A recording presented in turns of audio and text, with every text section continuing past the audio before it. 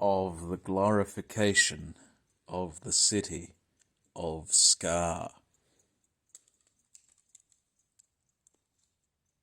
In days undocumented, when history was itself an endless and infuriating unfoldment, there lay situated upon America's most desolate and friable western outcrop the objectionable, gull-infested city of Scaa.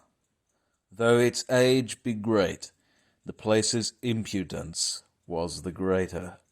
It boasted aesthetics akin to many respected provinces upon the Spanish coast, but this construction, and all vegetable life that girt it round, was purloined from more honourable nations in an attempt to make it look pleasant.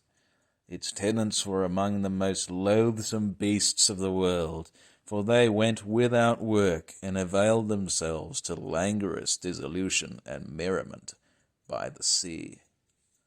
These queer festivities were conducted by their leader, a creature of impure blood and mercenary inclinations. He organized them as to bring attention to the town, for theirs was a perished economy, and any living in the region could as easily go abroad for adventure. But in the city of Scaa alone were these strange rites observed, and these, he felt, would ensure pecuniary advantage as well as compensate for their inherent superficiality while they continued to list. His practice was fruitful, and his earnings many, yet the reputation of Scaa fell short of divine glory.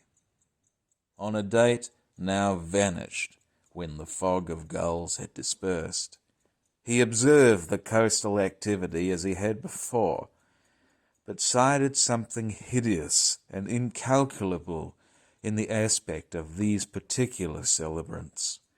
They seemed hale in their constitution and pure in their air, and when he left his post to inspect them was he met with an appeal most singular.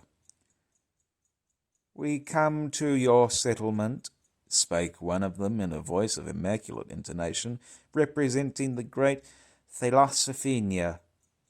"We were dispatched as soon as one of our like Hamalala returned from your land and died in our midst. He complained, in his final moments, of the unbearable nature of your lives, your refusal to work, and the terrible squalor in which you find yourselves, shamefully imitating the best of more ordered societies. It is not the way anyone ought to live, and for that he thought it better that he may die, and brought it on himself. For this grievance our Lord commands that you shed your spurious decorum, for he and our antecedent find it disagreeable.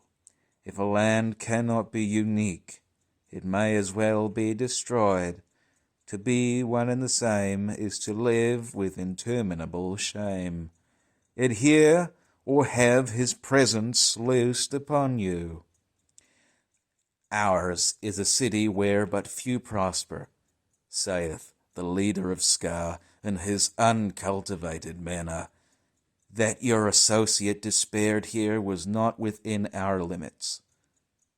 The representative then became grim, and his company less composed about him.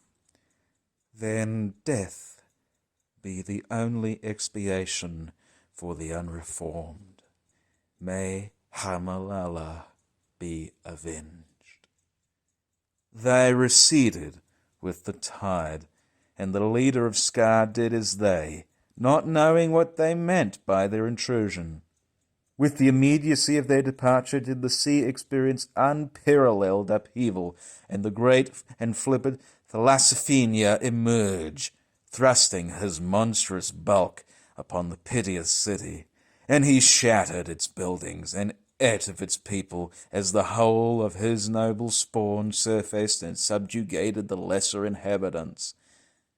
Thus was the lowly city of Scaa glorified unto his image, and made truly pleasant.